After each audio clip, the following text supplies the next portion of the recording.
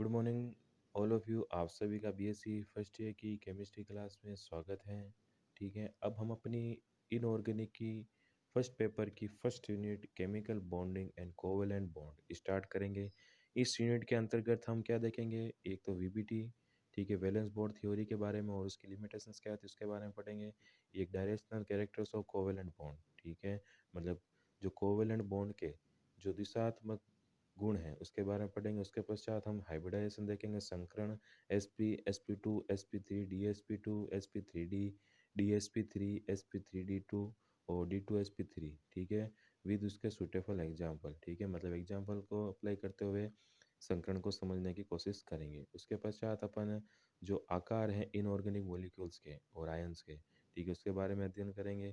फिर उसके पश्चात अपन valence shell electron repulsion theory अर्थात VSEPR, ठीक है, उसके बारे में अध्ययन करेंगे, उसकी एप्लीकेशन देखेंगे और उसके साथ साथ में VSEPR के नियमों को अप्लाई करके NH3 H2O H3O plus SF4 ICl2 minus ClF3 ICl4 और XeF4 XeF6 मॉलिक्यूल्स के क्या अपन शेप और उसकी स्ट्रक्चर बनाएंगे। MOT देखेंगे नेक्स्ट है कि मोलिकुलर ऑर्बिटल थ्योरी, ठीक है, मोलिकुलर ऑर्बिटल थ्योरी के डायग्राम देखेंगे। होमो और हेटेरो मॉलिक्यूल्स के लिए होमो अपन देखेंगे H2 प्लस He2 प्लस में, He हेटेरो में देखेंगे अपन HHE प्लस के, Li2 प्लस के, B2 के, B2 C2 N2 O2 plus O2 minus O2 minus 2 O2 plus 2 CO और NO। उसके पश्चात अपन बॉन्डिंग देखेंगे इन डाई बोरॉन के अंदर, जिसे अपन 3C2 इलेक्ट्रॉन बॉन्डिंग के नाम से जानते हैं। चलिए अपन अपने इस यूनिट का फर्स्ट यूनिट का इंट्रोडक्शन स्टार्ट करते हैं कि ज्ञात तत्वों में कोई भी परमाणु स्वतंत्र नहीं रह सकता, ठीक है, केवल 18 वर्ग को छोड़कर, क्योंकि उनका ऑक्टेंट कंप्लीट होता है, ठीक है। अब तक जितने भी एलिमेंट्स अपन देखते हैं पीरियोडिक टेबल के अंदर, वो किसी न किसी एलिमेंट से रिएक्शंस करके अपनी ऑक्टेंट को कंप्लीट करते हैं, ठीक है, और स्टेबल फॉर्म में रहना चाहते हैं, ठीक है। लेकिन जो 18 वर्ग है जिसको अपन हेलोजन कहते हैं, ठीक है, वो क्या होता है, कंप्लीट होता है इसका ऑक्टेंट, क्योंकि वे अस्थायी होते हैं। 18 वर्ग की अक्रिय गैसें परमाणु या तात्विक रूप में स्वतंत्र रहती हैं क्योंकि उनका अष्टक पूरा होता है, अतः दो या दो से अधिक तत्वों के परमाणु संयोग कर अणु बनाते हैं, ठीक है। इस क्रिया में स्थितिज ऊर्जा में क्या होती है, कमी और स्थायित्व में वृद्धि होती है। स्थितिज ऊर्जा में जितनी ज़्यादा कमी होगी तंत्र का स्थायित्व भी उतना ही ज़्यादा होगा, ठीक है। ये अपने को पहले से पता है कि एनर्जी किसी भी सिस्टम की जितनी कम होती है, ठीक है, वो सिस्टम उतना ही ज़्यादा क्या होता है, स्टेबल होता है। इस प्रकार किसी भी अणु में कोई दो परमाणु जिस आकर्षण बल द्वारा परस्पर बंधे रहते हैं उसे अपन क्या कहते हैं, केमिकल बॉन्ड या फिर रासायनिक बंधन। सबसे पहले अपन देखते हैं रासायनिक बॉन्डिंग की कोसेल और लुईस की अवधारणा, ठीक है, कि 1916 में लुईस ने कहा कि उत्कृष्ट गैसों के बाह्यतम कोश में 8 इलेक्ट्रॉन होने के कारण वे रासायनिक संयोग में भाग नहीं लेते, ठीक है। इस प्रकार कोसेल और लुईस ने परमाणुओं के इलेक्ट्रॉनिक विन्यास के आधार पर रासायनिक अबंधन को समझाने के लिए जो नियम दिया था उसे अपन ने क्या कहते हैं, अष्टक नियम कहते हैं, ठीक है, जो कि अक्रिय गैसों की अक्रियता व इलेक्ट्रॉन विन्यास पर आधारित है। अष्टक नियम अनुसार, ठीक है, ऑक्टेन रूल क्या था देखिए, कि वे परमाणु जिनके बाह्यतम कोश में 8 इलेक्ट्रॉन पूरे होते हैं वह स्थायी होते हैं, अतः रासायनिक बॉन्डिंग में क्या पार्ट नहीं लेते, ठीक है। और दूसरा क्या था इसका पोस्टुलेट नियम का, कि वे परमाणु जिनके बाह्यतम कोश में 8 इलेक्ट्रॉन पूर्ण न हो वे अपना अष्टक पूर्ण करने के लिए अन्य परमाणु से क्या करते हैं, संयोग करते हैं, ठीक है, रिएक्शंस करते हैं, कंबाइन होते हैं और गैसीय विन्यास प्राप्त करने की प्रवृत्ति रखते हैं, अर्थात अपना ऑक्टेंट कंप्लीट करने की प्रवृत्ति रखते हैं। इस प्रकार दो या दो से अधिक परमाणु परस्पर संयोग कर इलेक्ट्रॉन का पुनर्विन्यास या वितरण इस प्रकार करते हैं कि उनके बाह्यतम कोश में अक्रिय गैस विन्यास हो जाए। इसे अपन क्या कहते हैं, केमिकल बॉन्डिंग कहते हैं। मतलब कोई भी अगर मॉलिक्यूल है, ठीक है, वो क्या करेगा, एटम अपने बाह्यतम कोश के इलेक्ट्रॉनिक विन्यास को अक्रिय गैस जैसा विन्यास प्राप्त करने की कोशिश करता है, ठीक है। और इसके लिए वो क्या करता है, दूसरी किसी भी स्पीशीज के साथ में, तत्वों या परमाणु के साथ में वह रासायनिक बॉन्डिंग का फॉर्मेशन करता है। लुईस ने तत्व के परमाणुओं के संयोजी कोश में उपस्थित इलेक्ट्रॉन को बिंदुओं अर्थात डॉट द्वारा दर्शाया जिसे अपन लुईस प्रतीक कहते हैं। इस प्रकार निम्न सूत्रों को अपन लुईस सूत्र या फिर लुईस रचना सूत्र भी कह सकते हैं। तो लुईस नामक जो वैज्ञानिक थे उन्होंने क्या किया, परमाणु के जो संयोजी कोश में मतलब बाहरी वैलेंस शेल के अंदर जो इलेक्ट्रॉन है, ठीक है, जो रासायनिक बंध बनाने में भाग लेते हैं, उनको क्या किया, उन्होंने उसके परमाणु के चारों ओर डॉट डॉट से दर्शाया, ठीक है, जिसे अपन क्या कहते हैं, लुईस प्रतीक कहते हैं या लुईस सिंबल कहते हैं। ठीक है, अगर अपन लुईस सिंबल की बात करें, जैसे कि कार्बन है, कार्बन के वैलेंस शेल में कितने इलेक्ट्रॉन होते हैं, 4, तो कार्बन के 4 तो 4 डॉट से दर्शा दिया। नाइट्रोजन के 5 होते हैं तो 5 डॉट से दर्शा दिया। ऑक्सीजन के कितने होते हैं, 6, तो 6 डॉट से दर्शा दिया। तो यहाँ पर अगर कार्बन, नाइट्रोजन, ऑक्सीजन के बाह्यतम कोश में अगर क्रम से 4, 5, 6 संयोजी इलेक्ट्रॉन है, अर्थात अष्टक पूरा नहीं है, इसलिए उनको अष्टक पूरा करने के लिए कितने क्रम से 4, 3, 2 इलेक्ट्रॉन की आवश्यकता है, जिसकी पूर्ति अन्य परमाणु के साथ वो क्या संयोग कर द्वारा करते हैं। जैसे कि कार्बन है, अगर 4 हाइड्रोजन से रिएक्शन करके CH4 में बनाता है, ठीक है, तो उसे 4 हाइड्रोजन की रिक्वायरमेंट थी, वो 4 हाइड्रोजन के वो चारों जो एटम इलेक्ट्रॉन है वो 4 हाइड्रोजन से मिल जाते हैं और क्या अष्टक कंप्लीट करता है। उसी प्रकार अगर नाइट्रोजन है, नाइट्रोजन को कितने 3 और चाहिए अपने ऑक्टेन कंप्लीट करने के लिए, 5 उसके पास ऑलरेडी हैं, तो 3 हाइड्रोजन के साथ रिएक्शंस करके उसके इलेक्ट्रॉन एक्सेप्ट करता है, ठीक है, और NH3 के रूप में स्थायी उत्पाद का निर्माण करता है।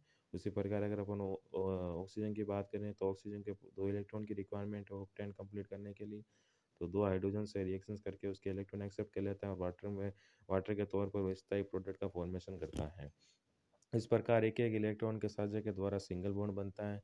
एकल बंध द्वारा अष्टक पूर्ण नहीं होने पर क्या दो दो या तीन तीन बंध का साझा इलेक्ट्रॉन का साझा किया जाता है, जिसे अपन डबल बॉन्ड या ट्रिपल बॉन्ड बनता है। ठीक है, अगर मान लो सिंगल बॉन्ड से अगर इलेक्ट्रॉन की वैलेंस कंप्लीट नहीं हो रही है, तो उस कंडीशन में क्या होता है, डबल बॉन्ड या फिर ट्रिपल बॉन्ड का फॉर्मेशन होता है। जैसे कि O2 के अंदर देखिए, O2 डबल बॉन्ड O2 होता है, नाइट्रोजन के बीच में ट्रिपल बॉन्ड होता है। CO2 की बात करें तो दो कार्बन है, दोनों ऑक्सीजन के साथ में डबल बॉन्ड से जुड़ा रहता है।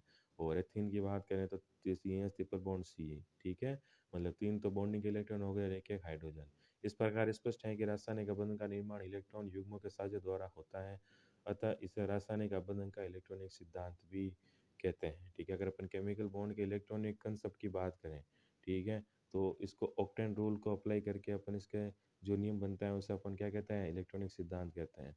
दो तत्वों के परमाणु के मध्य रासायनिक संयोग निम्न दो प्रकार से होता है। ठीक है, अब बता रखा है कि कोई भी दो एलिमेंट हैं, अगर उनके बीच में केमिकली कॉम्बिनेशन होगा या फिर कोई केमिकल बॉन्डिंग होगी, तो दो तरीके से हो सकती है। कौन कौन सी, पहले देखते हैं कि एक तत्व से दूसरे तत्व में इलेक्ट्रॉन क्या होता है, पूर्णतः स्थानांतरण होता है।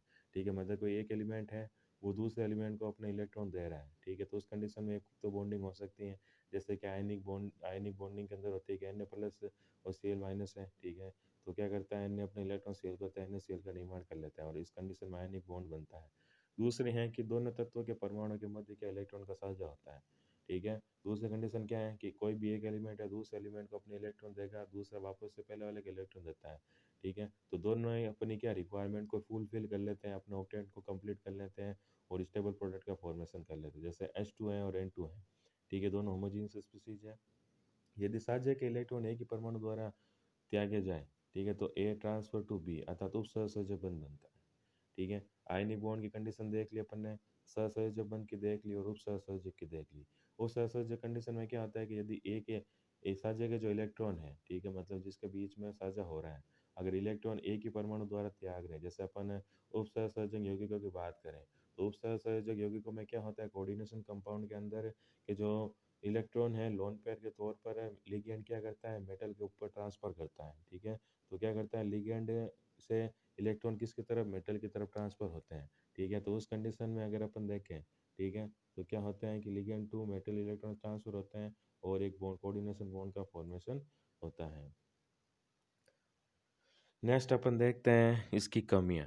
ठीक है, ऑक्टेन रोल अभी पिछले लेक्चर्स में अपन ने देखा था, जिसे अपन इलेक्ट्रॉनिक सिद्धांत भी कहते हैं, कि रासायनिक आबंधन का, कि अष्टक नियम या लुईस अवधारणा की अगर कमियों की बात करें, कि अष्टक नियम सदैव सभी अणुओं की ज्यामिति की व्याख्या करने में असमर्थ हैं। ठीक है, मतलब जितने भी मॉलिक्यूल्स हैं उसकी स्ट्रक्चर ज्योमेट्री के बारे में ये नहीं बता सकता था। अष्टक न्यून यौगिक है, ऐसे अणुओं पर अष्टक न्यून यौगिक लागू नहीं होता। कौन कौन से, BH2 हैं, BCl2 हैं, BF2 हैं, ZnCl2 हैं, AlCl3 हैं, BCl3 हैं, BF3 हैं। ठीक है, एक तो 4 इलेक्ट्रॉन वाली स्पीसीज और एक 6 इलेक्ट्रॉन वाली, इनके ऊपर ऑक्टेन रूल अप्लाई नहीं होता है। सेकेंड लिमिटेशन है कि अष्टक प्रसार वाले यौगिक, ठीक है, कि ऐसे अणुओं पर अष्टक नियम लागू नहीं होता। कैसे, जैसे कि IF7 है, अब इसके अंदर दोनों IF7 के अंदर कितने हैं, 14 इलेक्ट्रॉन है, मतलब 8 इलेक्ट्रॉन तक तो लागू होता है, लेकिन यहाँ पर क्या हुआ, ऑक्टेन का क्या हो गया, डिस्पर्सन हो गया, इसका प्रसार हो गया। ठीक है, जैसे SF6 है, इसके अंदर 12 इलेक्ट्रॉन है, PCl5 में 10 इलेक्ट्रॉन है, SF4 में 10 है। ठीक है, मतलब जिसके अंदर ऑक्टेन रूल से भी ज़्यादा अगर इलेक्ट्रॉन मौजूद हैं उस स्पीशीज के अंदर, तो भी ऑक्टेन रूल उसके ऊपर लागू नहीं होता, क्योंकि ऑक्टेन रूल तो केवल 8 इलेक्ट्रॉन तक ही अप्लाई होता है। तीसरी है कि संक्रमण धातु आयन। अगर अपन ट्रांजिशन मेटल एलिमेंट्स की बात करें तो इसके ऊपर ऑक्टेन रूल लागू नहीं होता है, क्योंकि इन धातुओं में क्या 9 से 18 इलेक्ट्रॉन तक पाए जाते हैं। ठीक है। फोर्थ है विषम इलेक्ट्रॉन वाली स्पीशीज पर भी अष्टक नियम लागू नहीं होता। कैसे? हेट्रोजीनियस स्पीशीज जैसे NO है, इसके अंदर कितने इलेक्ट्रॉन है? 11। ठीक है, 6 तो किसके हो गए? ऑक्सीजन के। 5 हो गए किसके? नाइट्रोजन के। उसी प्रकार अगर अपन NO2 की बात करें, ठीक है, नाइट्रोजन के कितने? 5, और 6 × 2 अर्थात 2 ऑक्सीजन है, तो 12 + 5 = 17 इलेक्ट्रॉन हो गए NO2 में। उसी प्रकार अगर अपन ClO2 की बात करें तो उसके कितने हो गए? 19 इलेक्ट्रॉन। चूंकि अष्टक नियम अक्रिय गैसों की अक्रियता पर आधारित हैं, जबकि कुछ अक्रिय गैसें यौगिक बनाती हैं। ठीक है, तो अगर अपन ऑक्टेन रूल देखें तो ऑक्टेन रूल का मतलब है कि अक्रिय गैस है। ठीक है, मतलब इनएक्टिविटी, मतलब कि ऑक्टेन रूल का फॉलो करने के बाद में कोई भी स्पीशीज है वो अपनी एक्टिविटी शो नहीं करती हैं, मतलब एक्टिव नहीं रहती। ठीक है, लेकिन कुछ अगर अपन अक्रिय गैसों की बात करें जैसे कि XE है, F2 है, XeO F2 है और KR F2 है। ठीक है, मतलब अक्रिय होने के बाद में भी ये क्या करती है? बॉन्डिंग करके कंपाउंड का फॉर्मेशन कर रही है, तो यहाँ पे भी जो ऑक्टेन रूल है वो फेल होता है। 6 देखते हैं कि ये अणु के बंध कोण तथा आकृति की भी व्याख्या नहीं करता। ठीक है, बॉन्ड एंगल के बारे में और ज्योमेट्री के बारे में नहीं बताता।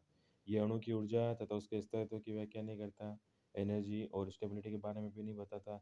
ये सिद्धांत O2 के अनुचुंबकीय प्रकृति की होने की भी व्याख्या नहीं कर पाता। ठीक है,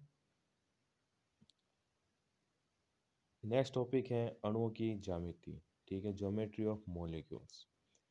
अणुओं की जो आकृति उनकी ज्यामिति पर निर्भर करती है। ज्यामिति भिन्न भिन्न होने पर आकृतियाँ भी क्या होती हैं? भिन्न भिन्न होती है। ठीक है, अब ज्यामिति अलग चीज़ है और आकृति अलग चीज़ है, ध्यान रखना। ठीक है, ज्योमेट्री को अपन शेप से कंपैरिजन नहीं कर सकते। ठीक है, अगर ज्योमेट्री चेंज होगी तो उसकी शेप भी अलग होगी। अणु भिन्न भिन्न ज्यामिति के हो सकते हैं, जैसे कि रेखीय, समतल, त्रिकोणीय, समतल वर्गाकार, त्रिकोणीय पिरामिडीय, पंचभुजीय, पंचभुजीय पिरामिडीय और अष्टफलकीय, तथा इनकी विकृत ज्यामितीय आकृतियां, इसलिए इन सभी अणुओं को क्या आकृतियां भी भिन्न होती हैं। ठीक है, इससे आगे का अगर अब जो टॉपिक है हम अपने अगले लेक्चर्स के अंदर कंटिन्यू करेंगे। Thank you so much.